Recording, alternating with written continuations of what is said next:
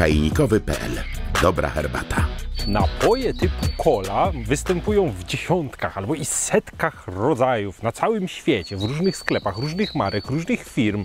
Początek takiego napoju to oczywiście najbardziej znana, najsłynniejsza i najbardziej kojarząca się marka z napojem typu cola, czyli właśnie Coca-Cola, która pod koniec XIX wieku została opracowana i której receptura jest ściśle tajna. Stąd każdy, kto chciałby w jakiś sposób naśladować taki napój typu cola, czy wręcz ten oryginał, no to niestety rozbije się o twardą ścianę, nie będzie w stanie ani wyczuć wszystkich tych tajnych składników pijąc, ani dotrzeć do ściśle strzeżonej receptury. Ale zauważcie, każdy może sobie zmieszać swój własny napój typu cola, opatentować go nawet, produkować i dodawać czego dusza zapragnie. I my też pokusiliśmy się o to. Herbaciola. Tak. Herbaciola. Herbaciola bajczajnikowi. Państwa zdrowie. Zostawiamy to. Pani Katarzyno, lubię to? Konsternacja. Lubię to. Lubię to. Co się znajduje w takiej typowej coli, w takim typowym napoju typu cola? Te podstawowe 7 smaków. Uwaga, 7 smaków się tam znajduje. Jeśli się tak zastanowimy, to jest to tak naprawdę mieszanka cytrusowo-korzenna, ponieważ mamy 3 cytrusy. Pomarańcze, limonkę i cytrynę. Mamy korzenie, czyli cynamon przede wszystkim, gałka muszkatołowa i ziarno kolendry. Chociaż nie wiem, czy tę kolendrę można zaliczyć w ogóle do korzennych przypraw. No, tak czy inaczej jest.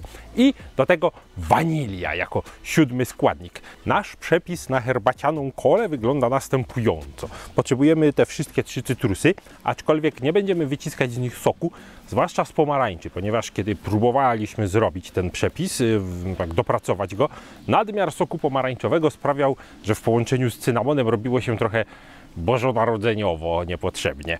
Więc my przede wszystkim na limonce. Ja osobiście bardzo lubię limonkę, bardzo lubię jej aromat i jej sok, więc damy 3 limonki, a właściwie sok z 3 limonek i skórkę z jednej z nich. Poza tym skórkę z jednej z cytryn i skórkę z jednej z pomarańczy. Pamiętajmy, że to trzeba dobrze wyczyścić albo kupić ekologiczne, jeżeli jest to istotne dla kogoś. Obieramy, zatem wyciskamy. Jeśli chodzi o przyprawy, to kawałek takiej gałki muszkatołowej, polecamy świeżą sobie stłuc, jest bardziej aromatyczna. Kawałek, nie wiem, wielkości 1/8 całej gałki, czy może, nie wiem, takiego ziarna grochu dużego, świeżego, może powiedzmy. Niespełna łyżeczka ziaren kolendry, duża laska cynamonu i solidna łyżka Earl Greya, ponieważ on jako kolejny cytrus, czyli jako bergamotka, świetnie się skomponuje z tamtymi, da kofeinę, da trochę koloru i da herbacianego aromatu naszej coli.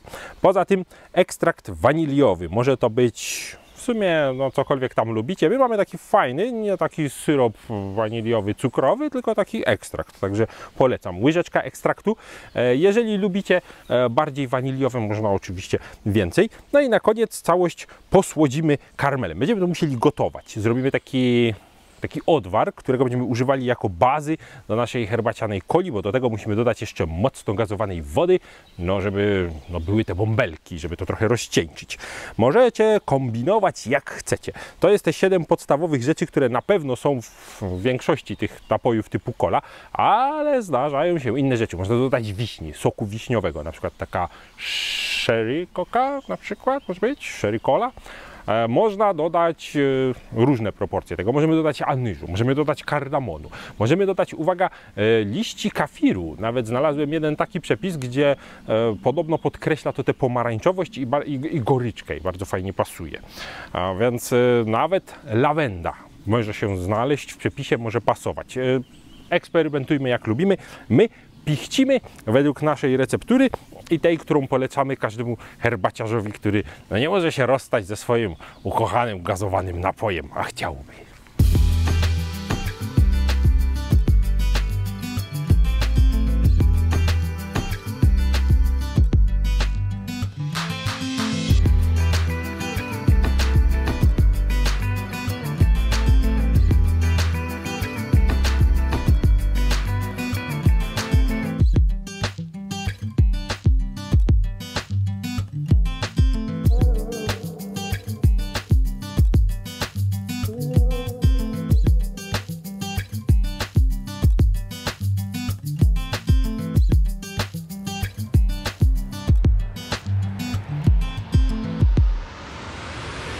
gotowe. Pamiętajmy o tym, żeby woda gazowana była mocną. Jeżeli gazujecie sami, to kupcie taką mocno gazowaną, dlatego że to rozcieńczymy.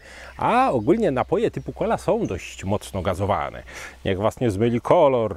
Aromat jest bardzo, no wiadomo, że nie w 100% taki jak oryginał, ale bardzo kolowaty, wiecie, gdyby ktoś mi to sprzedał jako taka jakaś nowa cola z jakiejś tam może rzemieślniczej manufaktury coli, to ja bym w ogóle uwierzył, w ogóle bym nie czepiał się, że coś jest nie tak, także udało nam się złapać tę taką kolowość, ale czuć Earl Greya i to jest to, o co mi najbardziej chodziło, ponieważ Earl Grey jest taką fajną herbatą, która moim zdaniem najlepiej się komponuje chyba z takim właśnie napojem. No i kolor, nie użyliśmy żadnego barwnika, możecie sobie to pobarwić jak chcecie, dodać różnych barwideł spożywczych i zrobić właściwy kolor, ale jeżeli komuś to bardzo przeszkadza, no to niech pije po prostu z zamkniętymi oczami. O. Zapomnieliśmy posłodzić. Od razu wyczułem.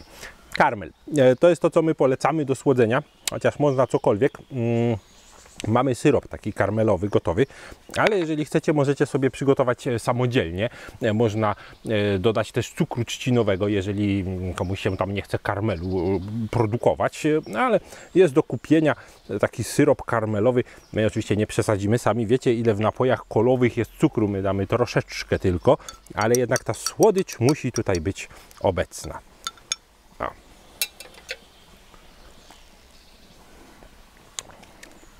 Wyśmienite.